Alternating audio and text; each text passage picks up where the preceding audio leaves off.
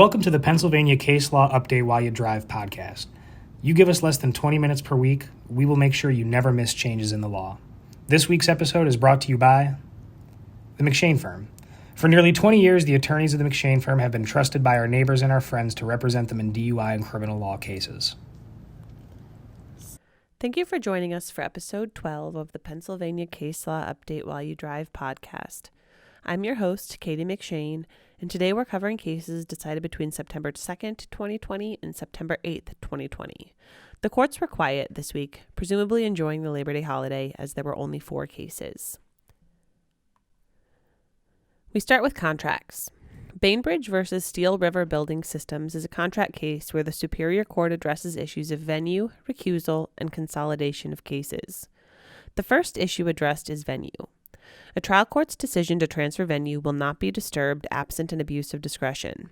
Bainbridge filed a petition seeking declaratory judgment in Montgomery County, but the trial court found that because multiple hearings were held in Philadelphia prior to Bainbridge's filing of its petition in the Court of Common Pleas of Montgomery County, and because by the plain meaning of the statute, completion of all hearings is not required, the trial court did not abuse its discretion in determining that venue was proper in Philadelphia. Bainbridge also argued that Steel River waived its objection to venue because it filed its answer 15 minutes before filing preliminary objections. The court has previously held that a party's error is excusable when it is the result of a breakdown in the court's operations. Here, Steel River was instructed by the trial court, via the rule to show cause, to respond by filing an answer.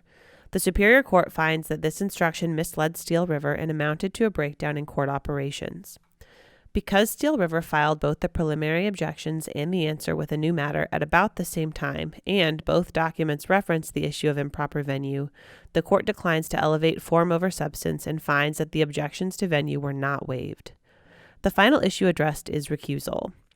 At the outset of the case, the judge advised that he was a former colleague of the arbitrator, and while he did not believe that it would affect the outcome of the case, he notified the parties to avoid any appearance of impropriety.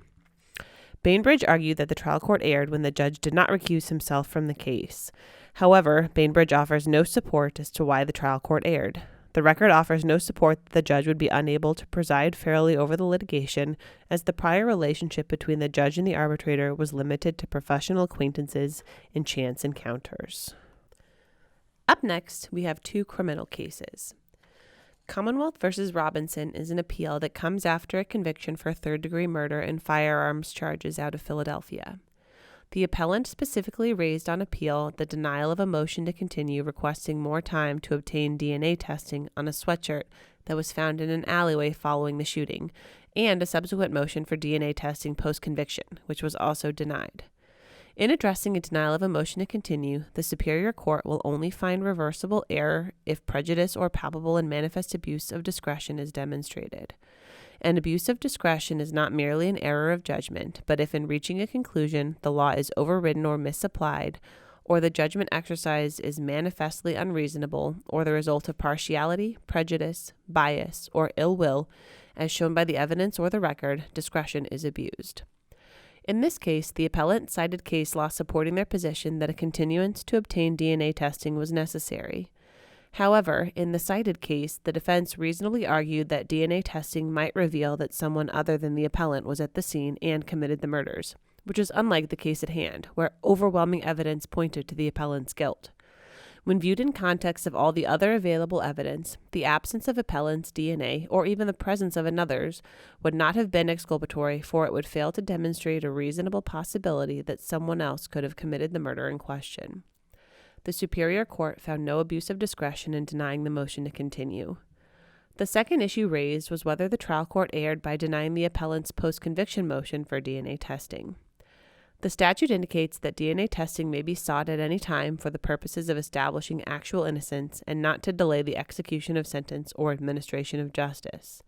In the motion, the appellant must establish a prima facie case demonstrating that identity was at issue. Further, the court shall not order testing if, after review of the record, the court determines that there is no reasonable possibility that the testing would produce exculpatory evidence that would establish actual innocence.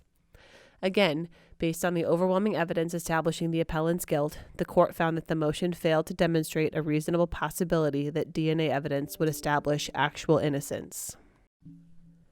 Commonwealth versus Copenhaver is a criminal case regarding the authority of a sheriff to enforce violations of the traffic code. The defendant was pulled over for displaying an expired registration sticker.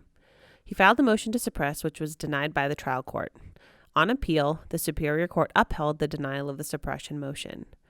The decision of the Superior Court was again appealed to the Pennsylvania Supreme Court. The Supreme Court ruled that a sheriff could only enforce motor vehicle violations that amount to a breach of the peace.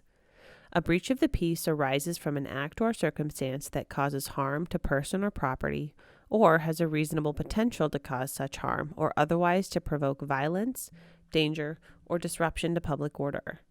An expired registration is no such breach of the peace. Following the opinion of the Supreme Court, the case was remanded to the Superior Court with instructions to address whether the deputy had a legal basis for conducting the traffic stop.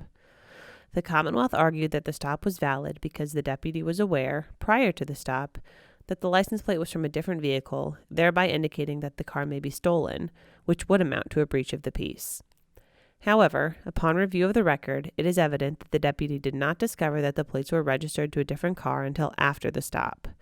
Therefore, the trial court order denying suppression is overturned, and the case is remanded to the trial court to proceed accordingly.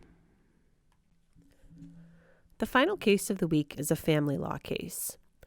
A.L.B versus M.D.L is an appeal from a custody order granting mother full legal custody and primary physical custody. The standard of review in a custody order is gross abuse of discretion. Such abuse of discretion will only be found if the trial court, in reaching its conclusion, overrides or misapplies the law or exercises judgment which is manifestly unreasonable, or reaches a conclusion that is the result of partiality, prejudice, bias, or ill will as shown by evidence of record. Father first argues that the court erred by failing to grant a continuance on the day of the hearing. Father claimed that he needed time to hire his own expert to counter the findings of the custody evaluation, determining that father was alienating the children from mother. The court found the argument lacked merit because father had an opportunity to obtain an expert prior to the hearing. Additionally, the hearing began in July and was continued for a subsequent hearing date in September, and father made no attempts to obtain an expert in that time. Father next argued that the court substituted the judgment of the guardian ad litem for their own. However, the Superior Court found no support for this argument. While the court considered the recommendations of the GAL, it was clear that the recommendations were but one of the many factors considered by the trial court. Next, father argued that the court erred by simply copying mother's statement of facts rather than applying the testimony and evidence at trial. The Superior Court again found that this argument is without merit, as the record supports the facts found by the trial court. Ultimately, the court found no abuse of discretion by the trial court, and the custody order is affirmed. Thank you again for joining us this week. We value all our subscribers and listeners and hope that you get some value from this podcast. Thank you for listening to the Pennsylvania Case Law Update While You Drive podcast. Be sure to subscribe to this podcast and our YouTube channel to make sure that you are always in the know when it comes to important changes in Pennsylvania case law. We want to thank this week's sponsor, the McShane Firm. The McShane Firm is a central Pennsylvania fixture when it comes to DUI and criminal defense. The attorneys and staff at the McShane Firm believe in good old-fashioned central Pennsylvania values like hard work and straight talking. Give them a call if you or a loved one ever needs help.